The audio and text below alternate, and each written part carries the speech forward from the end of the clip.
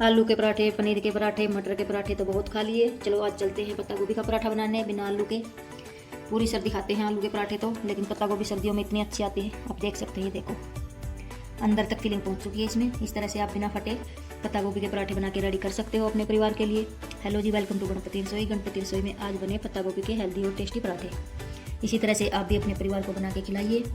चलो करते हैं रेसिपी स्टार्ट। यहाँ पर हमने ले लिया है एक पत्ता गोभी। इसको अच्छे से धो लिया है और अब इसको 2-3 हिस्सों में बांट लेते हैं इस तरह से। ये देखो, इस तरह से बांटने के बाद अब क्या करेंगे, अब इसको बारीक बारीक काटेंगे। पीसेंगे नहीं, ना ही ग्रेटर में चॉप करेंगे। इस तरह से ये देखो, बिल्कुल फाइन चॉप कर लेंगे इसको। अगर ग्रेटर में करेंगे या मिक्सी में करेंगे तो ये पानी छोड़ देगी। जो हम बनाएंगे वो बनेगा नहीं इससे। इस तरह से हम पत्ता गोभी को काट लेंगे। साथ में ही ले लिया हमने 2 मिर्चें। ये देखो, इस तरह से बिल्कुल बारीक काट लेना है। इसके साथ ही हमने ले लिया है 1 प्याज। इसको हमने 2 हिस्सों में बांट लिया है, इसका छिलका उतार लिया है। इसको भी इसी तरह से बारीक बारीक काट लेंगे। और इसके साथ ही ले लिया हमने हरा धनिया। देखो कितनी आसानी से कटती है ये, और बिल्कुल फाइन कटेगी। ये देखो, इसी तरह से हमने हरे धनिया को भी बारीक बारीक काट लिया है। अब आती है बारी मिर्ची की। हमने थोड़ी सी पत्ता गोभी इसलिए काटी क्योंकि आज हम कम क्वांटिटी में बना रहे हैं पराठे। अगर आपके घर में जितने भी क्वांटिटी में लगते हैं उस हिसाब से आप पत्ता गोभी को कट कर लेना। अब काटेंगे प्याज को।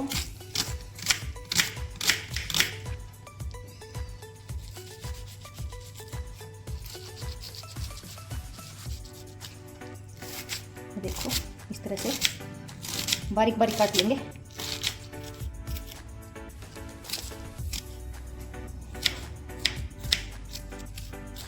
अब एक बाउल लेंगे, इसमें पत्ता गोभी, हरा धनिया, हरी मिर्चें और प्याज को इस तरह से इसमें ट्रांसफ़र कर देंगे। अब डाल देते हैं इसमें थोड़ी सी अजवाइन, बिल्कुल थोड़ी सी डालेंगे टेस्ट के लिए और हाजमा के लिए।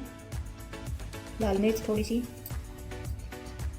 धनिया पाउडर, नमक डाल देंगे और डाल देंगे अमचूर पाउडर। अगर आपके पास अमचूर पाउडर नहीं है तो चाट मसाला डाल देना, वो भी नहीं है तो आप नींबू का रस डाल देना। अब इनको कर देते हैं अच्छे से मिक्स। ये देखो कितनी अच्छी फीलिंग बन के रेडी हुई है। आपके पास एक आलू उबला हुआ पड़ा है तो आप इसमें वो भी मिक्स कर सकते हो। अगर आप बिना आलू के बनाना चाहते हो तो इस तरह से बना सकते हो। अब हम लेंगे 2 लहसुन की कलियाँ और थोड़ा सा बटर। इस तरह से लहसुन को ग्रेट कर लेंगे। पतले वाले ग्रेटर की सहायता से इसको ग्रेट कर लेंगे। अगर आपको ज़्यादा क्वांटिटी में लहसुन खाना पसंद है तो आप ज़्यादा ले सकते हो।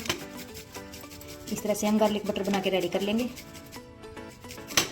ये देखो, इस तरह से हमने गार्लिक को ग्रेट कर लिया है। अब बटर को मेल्ट कर लेते हैं। देखो, इस तरह से हमने हल्का सा बटर को मेल्ट कर लिया है। अब इसको गार्लिक में इस तरह से मिक्स कर देंगे।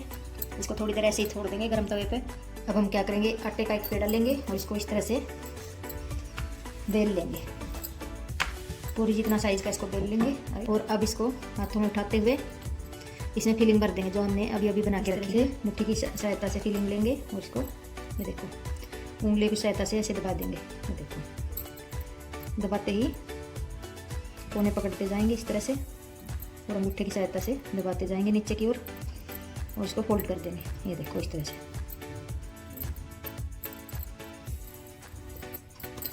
अब इसको हल्के हाथों से इस तरह से दबा देंगे। अब सूखा आटा लगा लेंगे इसके ऊपर से। हमने सूखा आटा लगा लिया है और इसको बेल लेते हैं।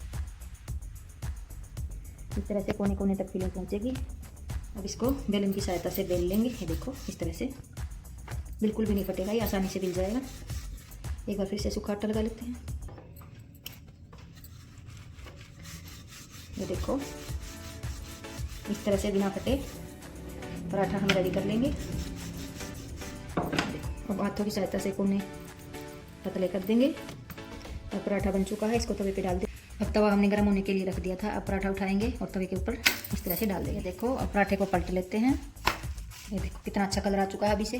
अब क्या करेंगे, ये देखो जो हमने गार्लिक बटर बना के रखा था वो इसके ऊपर लगा देंगे, पराठे के ऊपर। इससे गार्लिक का बहुत ही अच्छा टेस्ट आएगा और खाने में भी ज़्यादा टेस्टी लगेगा।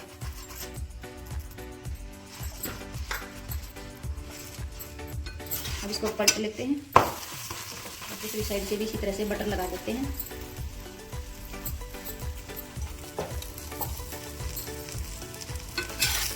एक बार फिर से पलट लेते हैं। देखो कितना अच्छा कलर आ चुका है पराठे का।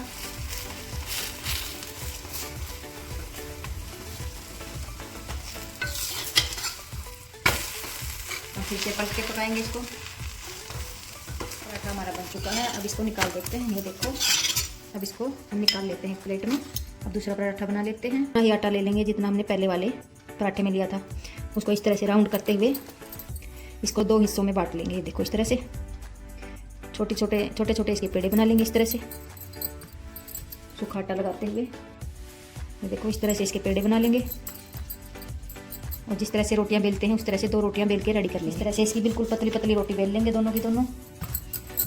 जितनी लंबी आप चाहो रख सकते हो और जितना पतला चाहो उस हिसाब से आप बना सकते हो।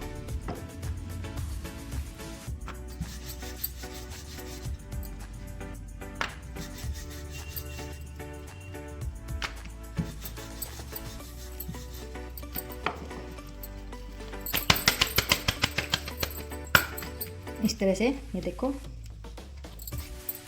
इस तरह से हमने एक पेड़ा तो बेल लिया था। अब बारी आती है दूसरे पेड़े की। इसको भी इसी तरह से बिल्कुल पतला पतला बेल लेंगे,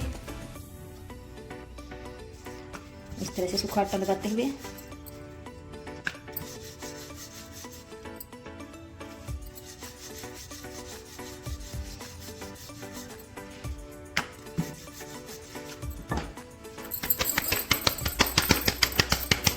इस तरह से इसको और भी लंबा कर लिया और पतला कर लिया है। अब लेंगे हम एक रोटी, मतलब उसके ऊपर लगाएंगे गार्लिक बटर। ये देखो, इस तरह से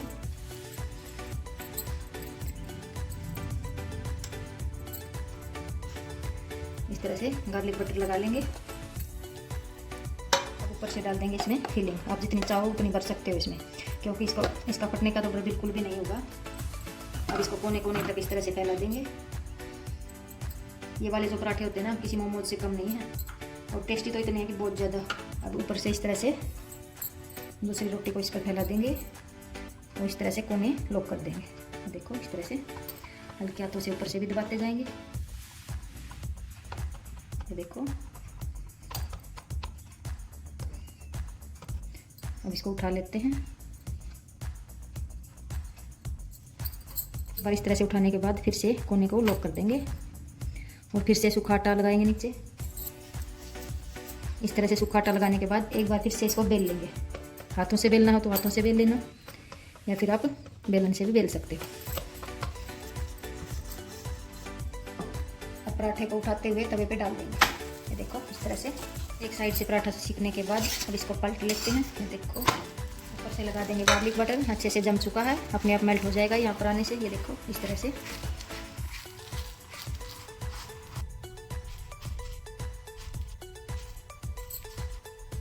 लेते हैं इसको। अब फिर से बटर लगा देते हैं।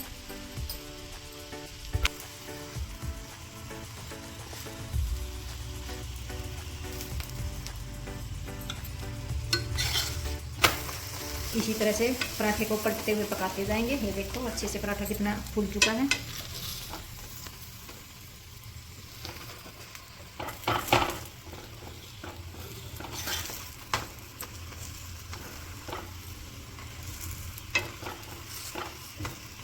पराठा हमारा सीख चुका है अच्छे से। अब इसको निकाल लेते हैं।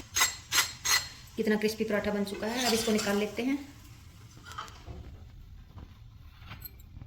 अब हमारे पराठे बन चुके हैं। हमने धनिया पुदीने की चटनी के साथ पराठे सर्व कर दिए हैं।